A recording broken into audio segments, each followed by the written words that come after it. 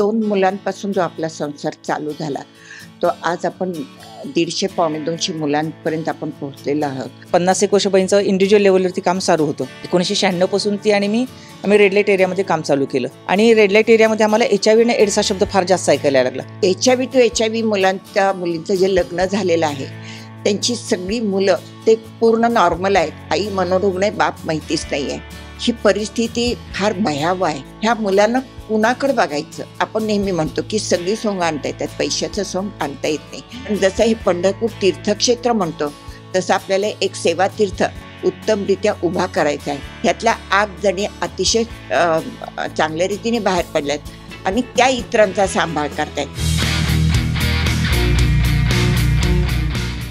नमस्कार. लोकसत्ता ऑनलाईनच्या गोष्ट असामान्यांची या विशेष मालिकेत तुम्हा सर्वांचं पुन्हा एकदा स्वागत. आज मी तुम्हाला घेऊन जाणार आहे पंढरपूरमध्ये एका अशा माऊलीच्या दर्शनाला जिने आपलं संपूर्ण आयुष्य एड्स बाधित मुलांच्या संगोपनासाठी वाहून घेतले. त्या म्हणजे मंगलताई शहा. मंगलताई शहा या गेल्या 50 वर्षापासून समाजकार्यात सक्रिय आहेत. प्रभाहिरा प्रतिष्ठान अंतर्गत पालवी प्रकल्पाच्या माध्यमातून एड्स बाधित मुलांसाठी त्यांचं काम सुरू आहे. चला तर त्यांचा हा प्रवास नेमका कसा आहे जाणून घेऊया. आज जो पालवीचा प्रवास सांगताना खरं तर खूप आनंदही होतोय आणि थोडं दुःख पण आहे. आनंद अशासाठी की 2 मुलांपासून जो आपला संसार चालू झाला, तो आज आपण 150 पावणे 200 मुलांपर्यंत आपण पोहोचलेलो आहोत.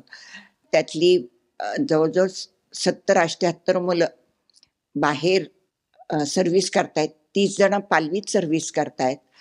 आणि HIV टू HIV मुलींचं जे लग्न झालेलं आहे, त्यांची सगळी मुलं आज त्या सगळ्या आपण त्याला 3 ते 4 मुलं झालेली, म्हणजे पालवीचे नातू ज्यांना म्हणू आपण, ते पूर्ण नॉर्मल आहेत. हे खूप विज्ञानानं केलेली प्रगती आहे. त्याच्यामुळं आनंद होतोय. पण काही मध्यंतरी काळात प्रौढ आहेत, तरुण आहेत, त्याच्यात HIVचं प्रमाण वाढतंच आहे. आणि ते मात्र कुठले प्रबोधन कमी पडतं आहे किंवा स्वयंशिस्त कमी पडत आहे. त्याच्यामुळे हे प्रमाण जे वाढतंय ते कमी व्हायला हवंय. पालवी जे काम करते ते असं कुठलंही ऐच्छिक नाही आहे. जसे प्रश्न समोर आले तसं आपण काम करत गेलेलो आहेत. आत्ता HIV पेक्षाही किंवा HIV इतका जो गंभीर प्रश्न आहे की रस्त्यावरून ज्या वेडसर महिला, मनोरुग्ण महिला आहेत, त्यांचा पुनर्वसन, सांभाळ सर्वतोपरी पालवी करत आहेत. तसंच जे बेघर आजोबा आहेत, ज्यांना घरात सांभाळलं जात नाही, स्टेशनवर किंवा वाळवंटात सोडून किंवा हॉस्पिटलमध्ये सोडून नातेवाईक निघून जात आहेत, त्यांचंही आपण म्हणजे सांभाळ करतोय. मग त्याच्यात वैद्यकीय आहे, सकस आहार आहे, ट्रीप आहेत, सर्व जे त्यांचा प्रत्येक क्षण आनंदात जावा हे पालवी बघत आहे. वाईट अशासाठी वाटतं की समाजात हे प्रश्न का उभा राहत आहेत, तर ह्याला केवळ आपला संयम आणि विकृती. आज मनोरुग्ण स्त्रियांचा जो काही प्रश्न आहे की त्यांच्यावर रेप केला जातो, त्यांची संतती जी आज येते आहे ती जन्मताच अनाथ आहे. आई मनोरुग्ण आहे, बाप माहितीच नाही आहे. ही परिस्थिती फार भयावह आहे. ह्या मुलांना कुणाकडे बघायचं आणि काय? तर जे काही थोडंफार करता येतंय ते पालवी निश्चित करते. आणि आपण नेहमी म्हणतो की सगळी सोंग आणता येतात, पैशाचं सोंग आणता येत नाही. त्याच्यासाठी आपण सर्वांकडून पैशाची आर्थिक मदत आहे, पण आता जागा अपुरी पडत आहे. सुरुवातीला 2 मुलं होती, आता 150 पावणे 200 जाईल. एकूणच परिवार आपला 250च्या पुढे गेलेला आहे. आणि जमीन हवी आहे, विस्तारित जमीन आहे. कारण जसं हे पंढरपूर तीर्थक्षेत्र म्हणतो, तसं आपल्याला एक सेवा तीर्थ उत्तमरित्या उभा करायचा आहे. त्याच्यात फक्त आणि फक्त सेवेचाच आपला भाव आहे. आणि खूप त्याच्यात आहे की संस्कार आहे, शिक्षण देणं आहे, वैद्यकीय उपचार आहेत.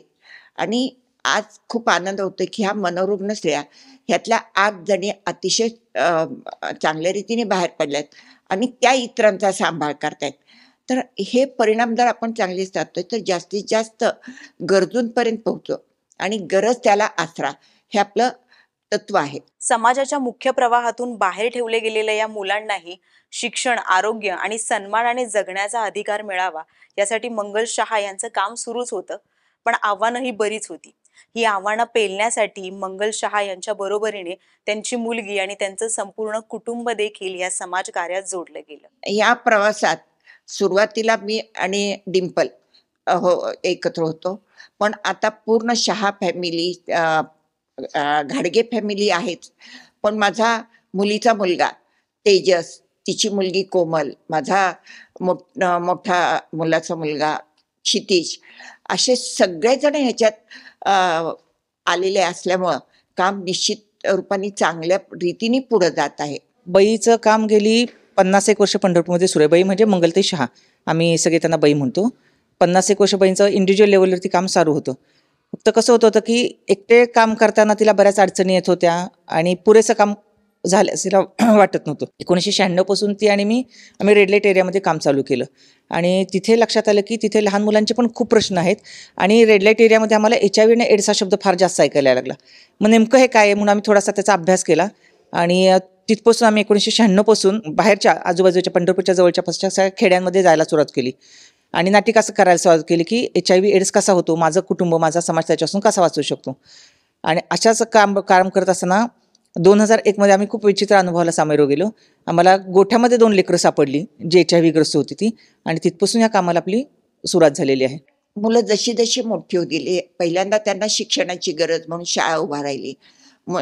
मुलं 18 वर्षाची झाली, मग त्यांना पायावर उभा करण्यासाठी आपण नवनीत विभाग ज्याच्यात उभा केला, ज्याच्यात आज जवळजवळ 70 ते 80 प्रकारचं उत्पादन होतं. छोट्या पौजपर्यंत मोठे बटवे आहेत, गोदडी आहेत. आणि त्याच्यासाठी आम्ही सर्वांना विनंती करतो की वर्षातून प्रत्येक कुटुंबाने किमान 5,000ची जर खरेदी केली तर ही मुलं आणि पालवी स्वयंभू होण्यास मदत होईल.